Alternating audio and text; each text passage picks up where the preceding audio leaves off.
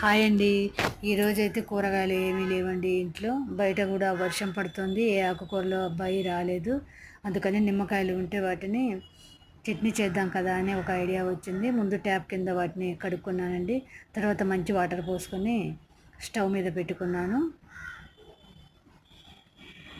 ఇంక ఈ లోపల ఖాళీగా ఉంటాం ఎందుకని ఒక ఎల్లిపాయ గడ్డను పొట్టు తీసుకున్నానండి. నిమ్మకాయలు ఒక 5 నిమిషాలు ఉడికించాక అవి ఉడికిపోయాయండి. ఇంకా వాటిని వేడిలో నుంచి తీయలేం కదా, ముందు ఒక ప్లేట్లోకి తీసుకున్నాను.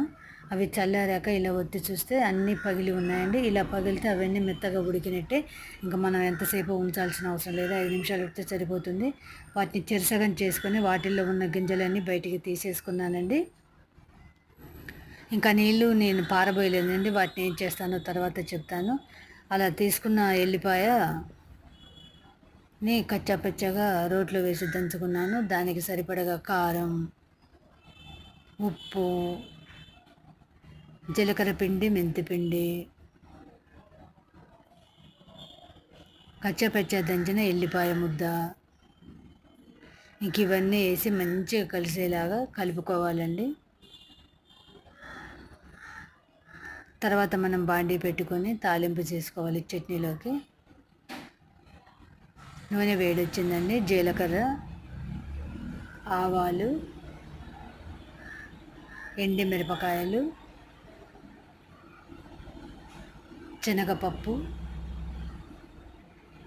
కచ్చాపచ్చాగా దంచిన ఎల్లిపాయలు, కరివేపాకు,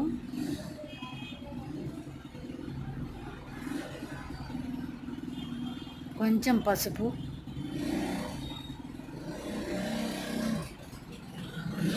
తాలింపు చేసుకున్నది మళ్ళీ మనం దీంట్లో వేసుకోవాలండి. తాలింపులో చట్నీని వేసుకోవాలి. మొత్తం కలిపేసుకొని కొంచెం ఒక్క ఉడకనివ్వాలి. కొంచెం కూడా చేదు ఉండదండి, ఎంతో బాగుంటుంది. వారం రోజుల వరకు నిల్వ ఉంటుంది. మరింత పెట్టుకోవద్దండి, కొంచెం కొంచెం పెట్టుకొని ఒక వారం రోజులు మంచి టేస్టీగా చేసుకోవచ్చు. ఇంకా మిగిలిపోయిన నీళ్ళని ఎందుకులే పడేయటం అని దాంట్లో కొంచెం సాల్ట్ వేసానండి. సాల్ట్ వేసి మన ఇంట్లో ఇత్తడి ఏమన్నా పచ్చగా అయిపోయి ఉంటాయి కదండి, ఇవి నీళ్ళని వాటి మీద పోసామంటే అవి ఉత్తనే కొత్త దానిలా అయిపోతాయండి. ఒక్క గింత కూడా కష్టపడాల్సిన పని ఉండదు. చూడండి ఎలా అవుతుందో చెంబు. ఇలా పోయటంతోనే దానికి ఉన్న పచ్చదనం అంతా పోయి కొత్త దానిలా అవుతుందండి. నేను ఎప్పుడైనా ఇలాగే చేస్తాను, నీళ్ళు అసలు వేస్ట్ చేయను. బాయ్ అండి.